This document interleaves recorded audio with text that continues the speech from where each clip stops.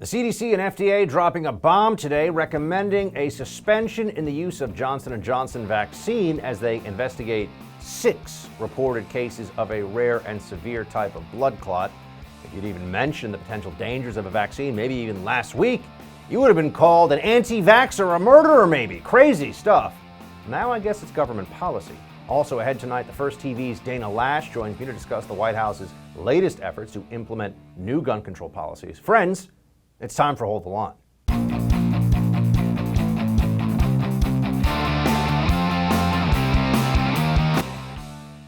This is a really rare event. If you look at what we know so far, there have been 6 out of the 6.85 million doses, which is less than 1 in a million. So remember, this is something that we always, out of an abundance of caution, as Jeff said, to give us a time to take a good look at it and see if we can get further information. Here's the problem, friends. We have been unable to have real discussion, have real debate over any aspect of COVID policy for the last year. Big tech has decided that there is an accepted narrative, and that is it. You can't ask questions, you can't have different opinions, and I'm talking about on policies. They pretend that judgment and fact are the same when they are not. They've been doing this with masks, with lockdowns, with school closures, with everything. There is the Fauciite consensus, and then there's anything outside of it which must be suppressed and shut down. This creates a lack of public trust in these institutions, in the decision makers here about our public health, and that makes a situation like this even more complicated. On top of that, because of all the panic porn in the media, because of what we have seen from people like Dr. Fauci, who always take a very negative and foreboding tone when talking about anything having to do with COVID, and that will see even the most minute possibility as justification for more restrictions, or mitigation, as Fauci calls them.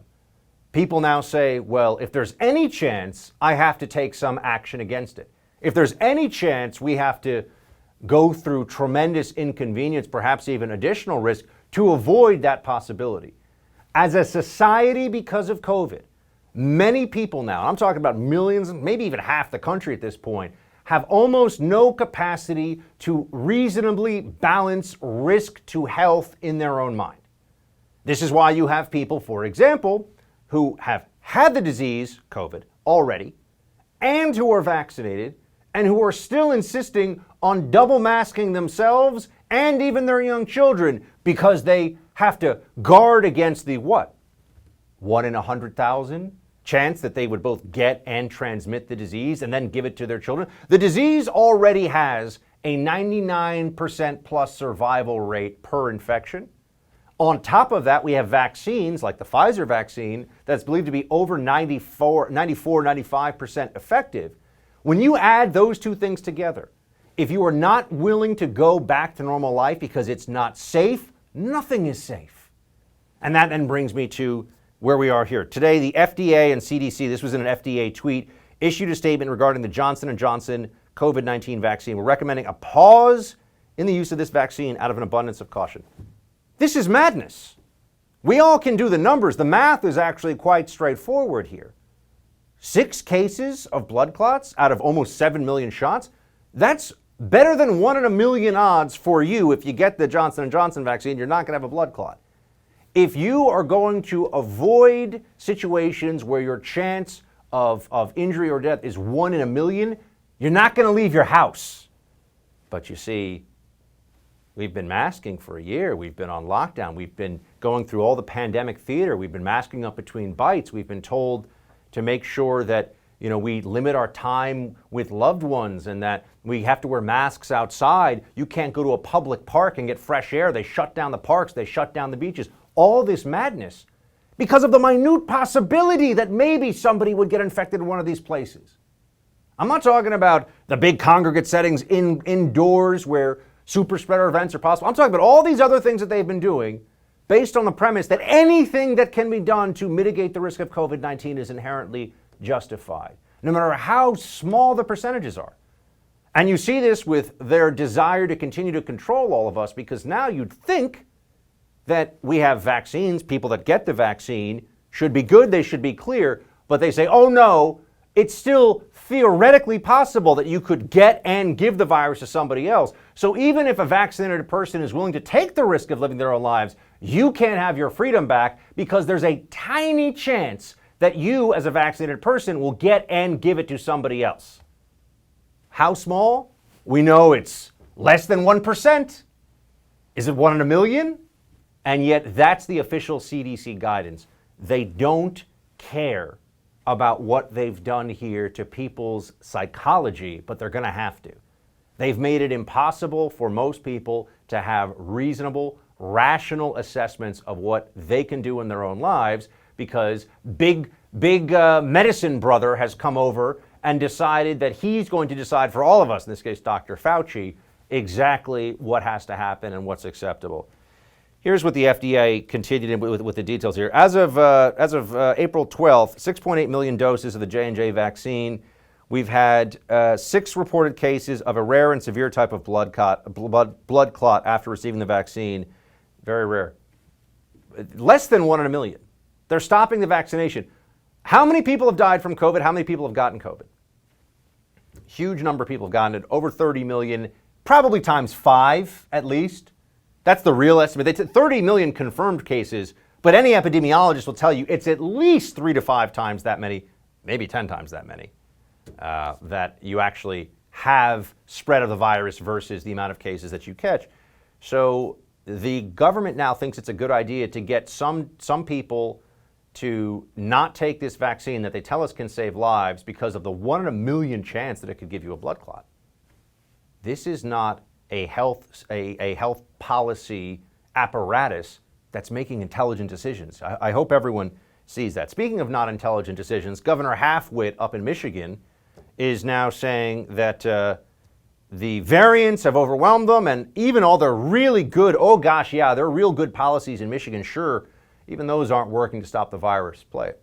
We did not have a national strategy for a long period of time. And then the Biden White House came in and we have one. And by and large, it's working and they're doing a great job. I would submit, though, that in an undertaking of this magnitude with such consequence, it's important to recognize where there might need to be some adjustments along the way. We are seeing a surge in Michigan, despite the fact that we have some of the strongest policies in place, mask mandates, capacity limits, working from home. We've asked our state for a 2-week pause. So despite all of that, we are seeing a surge because of these variants. And that's precisely why we're really encouraging them to think about surging vaccines into the state of Michigan. And I'm going to continue to fight for the people. Basically, what she's telling you is, one, she can't observe objective reality, which is that their lockdowns, the things they're doing, aren't working. Other states don't have these lockdowns and they're doing better. But she thinks that her state, with all the lockdowns, and they've got some severe ones, they've got outdoor mask mandates in Michigan.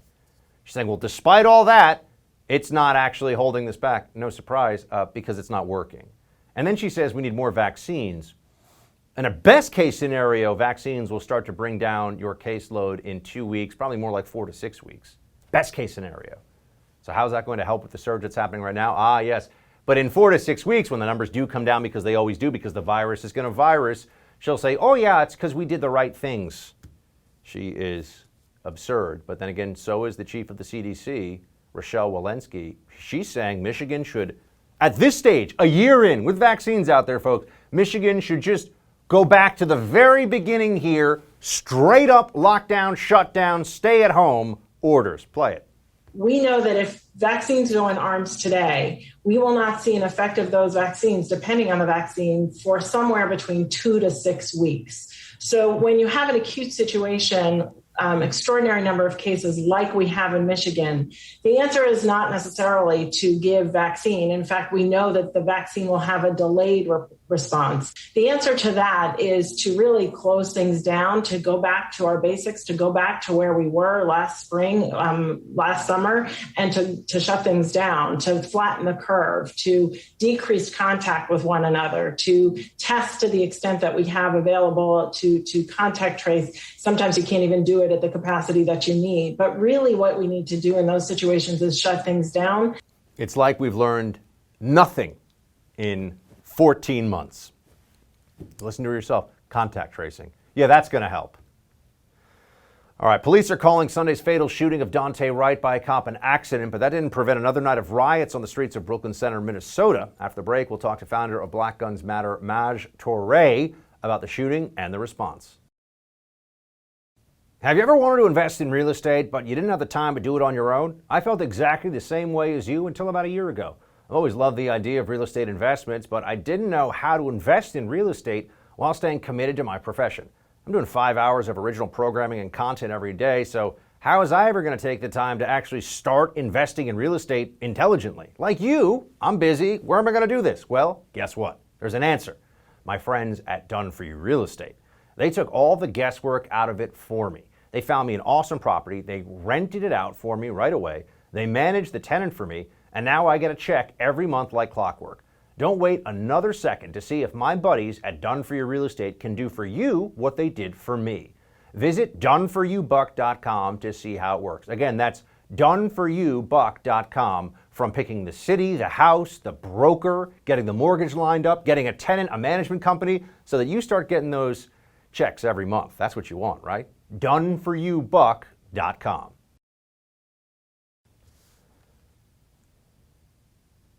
A second night of violence rocked Minnesota as protesters took to the streets coast to coast after police in Minneapolis said an officer accidentally shot and killed a black man during a traffic stop, a narrative that's become all too common over the past few years. Joining me now to discuss this, the founder of Black Guns Matter, Toure. Maj, great to see you.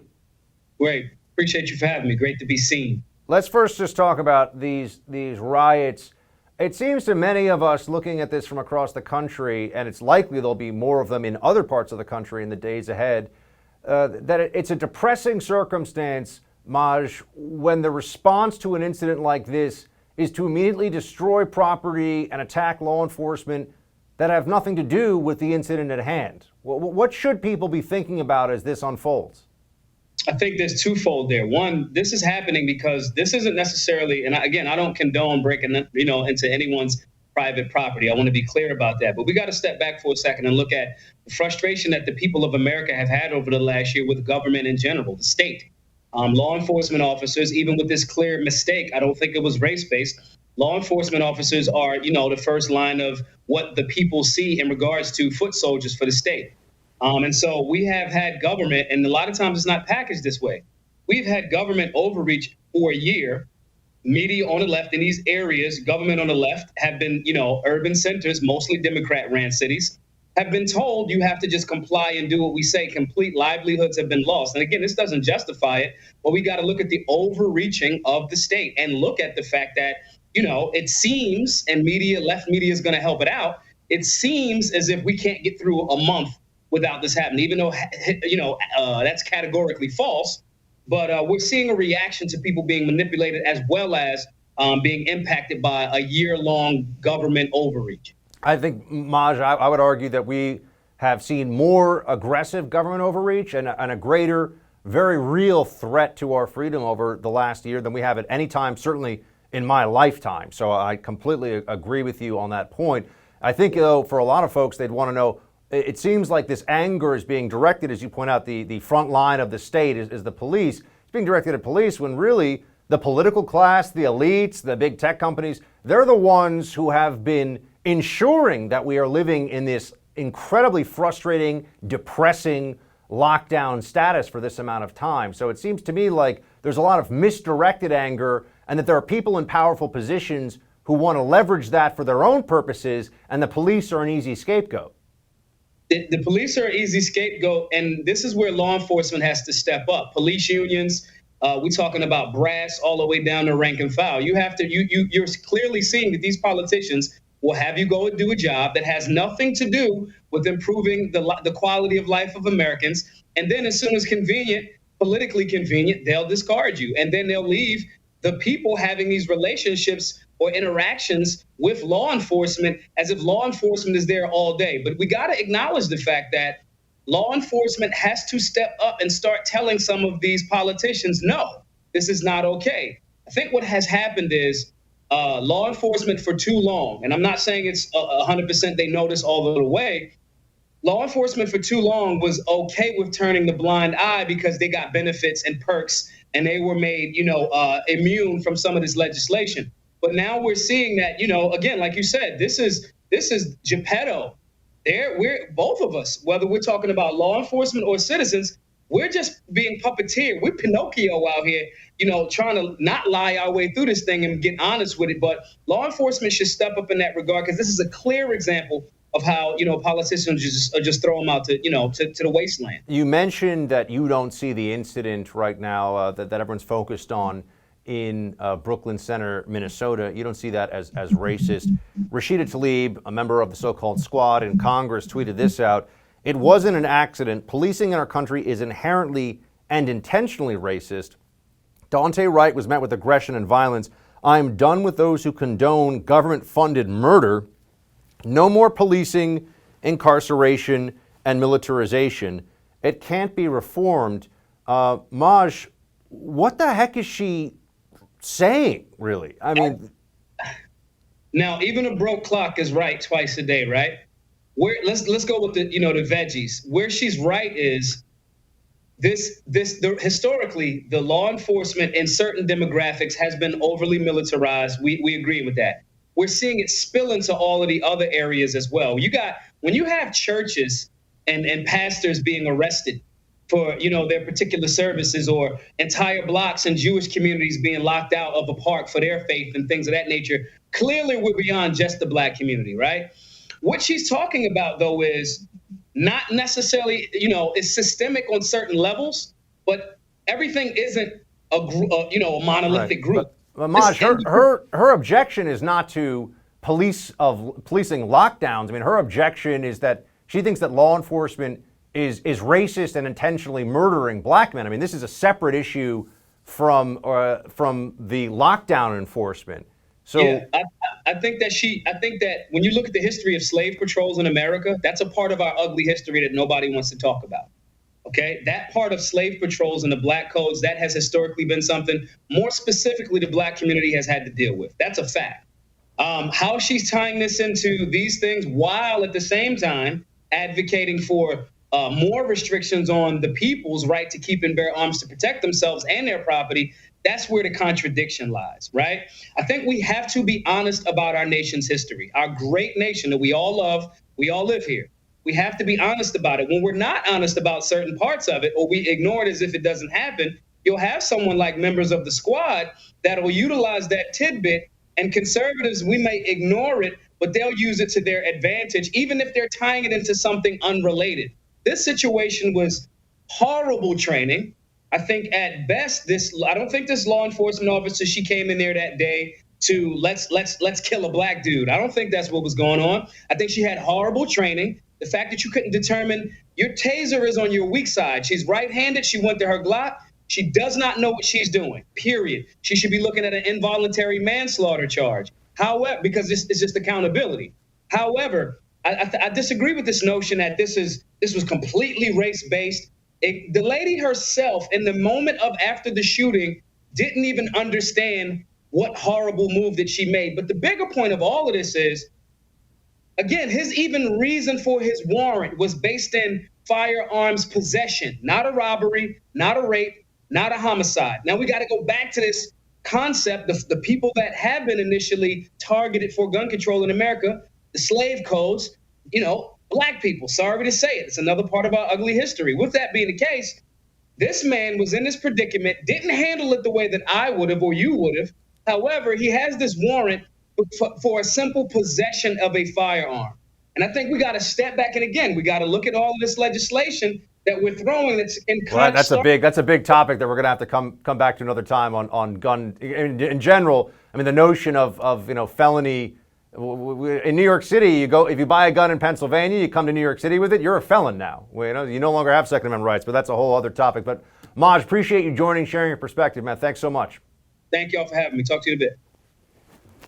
Over 100 corporate executives met this weekend to discuss plans for action against states that are considering the passage of new voting laws. We'll have more on that coming up in tonight's Buck Brief.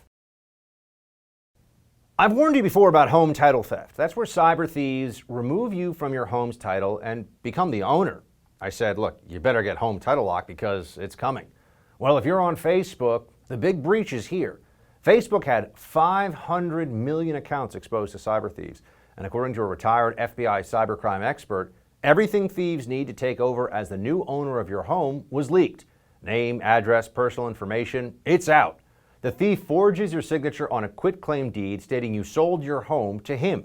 He'll leave you in debt or perhaps even have you evicted. Do what I did. Protect your home's title with Home Title Lock. Go to HomeTitleLock.com and register your address to see if you're already a victim. Then sign up for 30 free days of protection during this high-risk breach. Again, go to HomeTitleLock.com. Use promo code RADIO. That's HomeTitleLock.com, promo code RADIO. I'm not talking about political contributions. Most of them contribute to both sides. They have political action committees. That's fine. It's legal. It's appropriate. I support that. I'm talking about taking a position on a highly incendiary issue like this and punishing a community or a state because you don't like a particular law they passed. I just think it's stupid. Senate Minority Leader Mitch McConnell criticizing corporations for getting involved in state politics, but I don't think they're listening. This past weekend, over 100 corporate leaders gathered on a Zoom call to discuss taking unified action, almost like collusion, against what they call restrictive voting laws being considered in dozens of states across the country.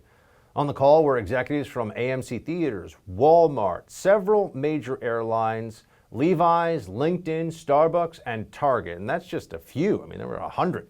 Friends, the days of corporate activism are just getting going here. Let's take a closer look at how serious this is going to get in tonight's Buck Brief.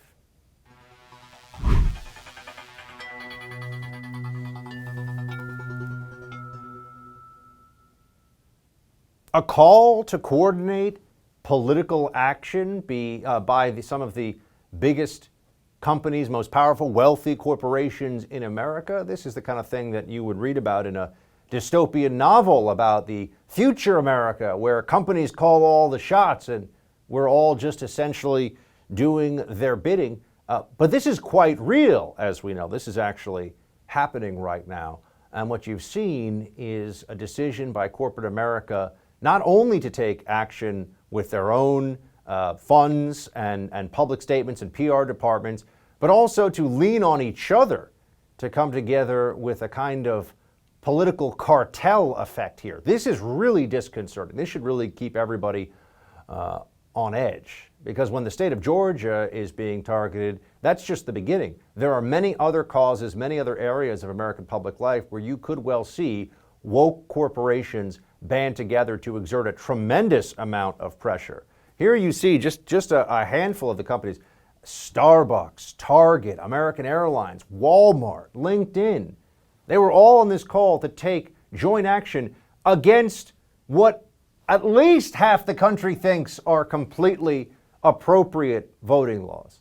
I mean, they're not taking action against something where there is a sense of unity and there's a sense of universal agreement on the issue. They're getting involved in a hyper-partisan situation, and one that has been full of lies. I mean, the Biden administration has been full of it. Family show, put it that way, when it comes to these Georgia voting laws. So what are these major companies doing now? Moving out of the state certain events. We know Major League Baseball did that. Perhaps even moving some of their jobs, some of their movie production. This is Will Smith, who wrote, "At this moment in time, the nation is coming to terms with its history and is attempting to eliminate vestiges of institutional racism to achieve true racial justice. We cannot in good conscience provide economic support to a government that enacts regressive voting laws that are designed to restrict voter access. The new Georgia voting laws are reminiscent of voting impediments that were passed at the end of Reconstruction to prevent many Americans from voting. Regrettably, we feel compelled to move our film production work from Georgia to another state." What's fascinating here, friends, is that they're moving it to a state that has even more restrictive voting laws. This keeps happening. Georgia does not have particularly restrictive voting laws compared to other states across the country. That's just a lie. It's not true.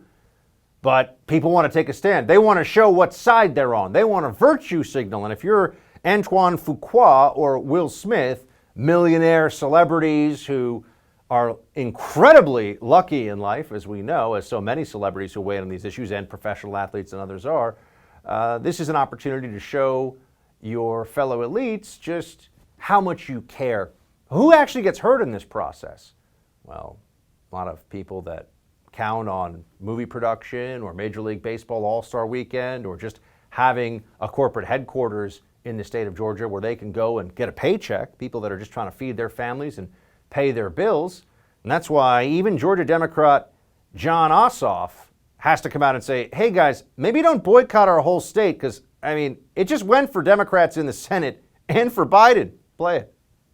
No, I don't support any boycott of the state of Georgia. In fact, the economic growth that's been so extraordinary in the last 20 years is a big part of what's driven political progress. Georgia welcomes jobs and investment, and I don't think that moves to boycott the state are constructive. They are not constructive. Just because Jon Ossoff says it doesn't mean it's wrong. He's correct. This is absurd. But you see, now there's more pressure on, as companies step across this line and become hyper-partisan and even come down on issues where they're clearly just wrong on the facts, as they are with this boycott against Georgia, these activities against Georgia. It just means that it continues on until conservatives finally say, until Republicans, the GOP say, we are going to respond in kind and punish those who take these actions. Companies that do this should be mercilessly and ruthlessly boycott until their stock prices are tumbling, until executives are being fired, and until they realize that half the country is a pretty big constituency. A lot of customers when you're talking about half the United States. With a number of shootings in recent weeks, the left has turned its sights back on gun control, among other issues. Coming up here, we'll be joined by the host of the Dana Show here on the First TV, Dana Loesch. Stay with us.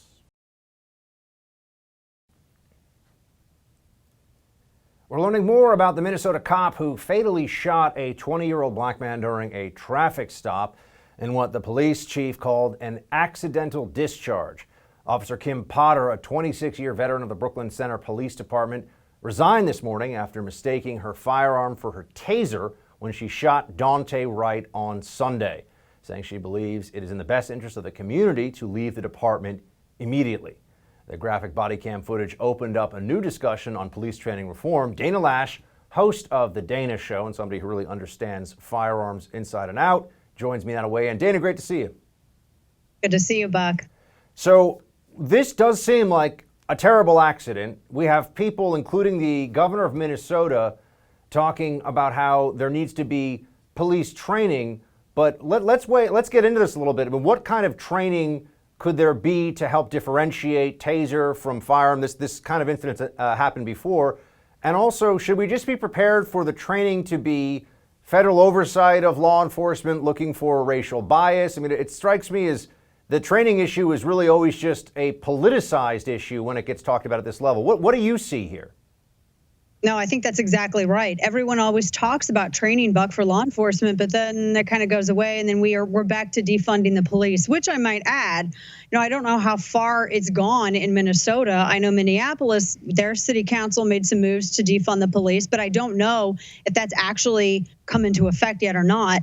But in this particular situation, you should be able to tell the difference between a taser and your Glock. You should absolutely be able to. And so when I was watching this and I looked at the video and I was, stopping it like frame by frame, the moment that I could actually see something. And I noticed that there are two things that I noticed. First off, Buck, I noticed that all the other officers, they were all carrying their tasers on their non-dominant side. They all had their handguns on their dominant side, their tasers, which had the yellow grip on the non-dominant side. And none of the other officers, at least from what I saw in the video, and this is just going off of this, the video footage and stopping and starting, I didn't see any other officer that had their firearm drawn as well. Now, this particular officer, Officer Kim Potter, who you said has been serving for 26 years now, she was yelling taser, taser, but then went for her handgun on her dominant side, which then makes me wonder, first off, how long has she carried a taser? How long has that been department policy? The second thing is, how much training have they received? Have they done force on force? Have they done, what kind of, reactionary discernment, all of that, de-escalation? Because, there's there's a lot to get into here, and clearly I understand that duress comes into it, Buck, but the big thing is that you never rise to the occasion. You always fall back on your highest level of training, especially when you get into that fight or flight mode. I was just talking about this on my radio program with my friend Jared Ogden, who's retired Navy SEAL, and he's gone around the country doing this exact thing, training police with de-escalation, discernment, everything to avoid a situation like that. Now, of course, every officer, they don't know what they're going to walk into these situations. You have millions of engagements like this a year, and thankfully these situations are rare, but you still want to prevent them. Well, given how rare it is, Dana, is there even really a realistic training regime? I mean, as you point out, most officers, and clearly based on the numbers of how often this kind of a tragic accident happens of the taser firearm mix, most officers do tell the difference between these things. Some people I know will carry the taser in a chest rig, which separates it from where they keep their pistol, maybe that being more standard. But it doesn't seem to me like there's really going to be any kind of change in police training nationwide that would be a useful means of resources. Go ahead. Nationwide, people this. I'm very hesitant with, and I think you hit up on a good point, I'm very hesitant with any move towards nationalizing the police force, which I feel like Democrats, with every single one of these awful tragedies that take place, they get more and more, pushed towards. But in this particular situation, I'd rather an officer have the skills and not need them than need them and not have them. Because two things: don't resist arrest, number one, especially for a felony warrant for an illegally possessed firearm when you're 20 years old. And the second thing is that, if you're backup, be backup and make sure that you have the training. A lot of this comes down to training and also following the law, not resisting arrest. And you're going to have another town that's going to burn. You're going to have another nation that's going to be gearing towards, or our nation here another summer, gearing towards a season of riots again, based upon something like this. Daunte Wright, as you mentioned, had a felony warrant out for him for illegal possession of a firearm. And Dana, as we look at this, I just wonder, last week we were in the midst of a national gun control conversation yet again. It seems to have temporarily faded here, but I have a sense that we're going to be returning to this conversation very quickly. I want to know where you think the Biden administration is heading with this. Yeah, and to tie that in with this, you don't hear the gun control advocates on this particular story of a 20-year-old who was in illegal possession of a firearm and had a felony warrant out. I mean, you don't really hear a lot from them, and you don't really hear a lot from the administration on his own son, maybe perhaps falsifying a 4473. The steps that the administration is taking, there are two things that I think unnerve me more than anything. The nominee for ATF director, who I think is an absolute blue anon freak job, who just he's a conspiracist nut. I mean, I'm not trying to be sensationalist. I mean, that's just an honest observation. I mean, this is a guy who made fun of law-abiding Americans after they saw their cities burn and wanted to go out and purchase firearms, and he said that they were preparing for a zombie apocalypse, and he thought all those gun stores should have been closed as quote-unquote non-essential businesses. So I'm a little concerned about the installment of David Chipman. No Republican in the Senate should vote for him. On the other matter, the issue with trying to redefine what is or is not a firearm, there's a reason why Biden wants this particular guy as the director of the ATF, because the ATF, Buck, as you well know, can come down and define what is a firearm. Is it an 80% lower? Are we going to start just classifying blocks of aluminum as firearms by themselves because of the potential of what can be done with lawful hobbyists? People ignore the Undetectable Firearms Act from 1988 that stipulates that no, you actually have to be able to detect a firearm, even if you're making a plastic 3D gun and has to have a small percentage of metal in it. All this stuff is already law, but that's not the point. The point is defining everything that can be made into a firearm, kits and all, and handguns as all NFA items. I think that's the ultimate goal, and they're setting the first stages for those steps. Do you think, Dana, that people understand just how much the administration wants to get this done? I mean, I've been trying to warn people along. When you're talking about getting rid of the filibuster and adding D.C. as a state and all these different, and by the way, amnesty, which given what's going on at the border is something that we're definitely going to be having a major political fight over in the months ahead. The more illegals that come over, the greater the weight on the amnesty side gets. Gun control, I mean, the Biden administration really wants to get this done, and they're going to be pushing for this at a time when the country has gone through 12 months of the worst murder rate and violent crime, including assaults, rapes, homicides, you name it, in over 20 years, Dana. So we got a Biden Yeah. administration that wants to make it harder to get a gun, wants to crack down on gun owners. You point out the ATF situation. We've got riots expected in the weeks ahead and perhaps even all through the summer for BLM, and we're not going to be able to defend ourselves, or it's going to be harder for us to defend ourselves. That's going to be a tough one to swallow, I think, for the American people. Yeah, and Joe Biden is going to win an award for best firearm salesman in the country for this entire year, Buck. That's what's going to happen, because that record number of firearm owners that we saw for the first half of this year and in total last year, that number will double. I mean, he's turning firearm owners out of people who were previously anti-gun advocates. That's how serious this is getting, because people always fall upon that common ground of wanting to make sure that they can protect themselves and their families. And you hit up on a good point. There's a lot of stuff in motion that's going to make that kind of a restriction a lot easier. Eliminating the filibuster so that Democrats or whoever's controlling the Senate, Democrats, they're going to be able to ram it through. And then if they actually end up making something out of this Supreme Court commission that was just assembled and packing the Supreme Court because Trump was very successful with his judicial agenda for the latter half of his last term.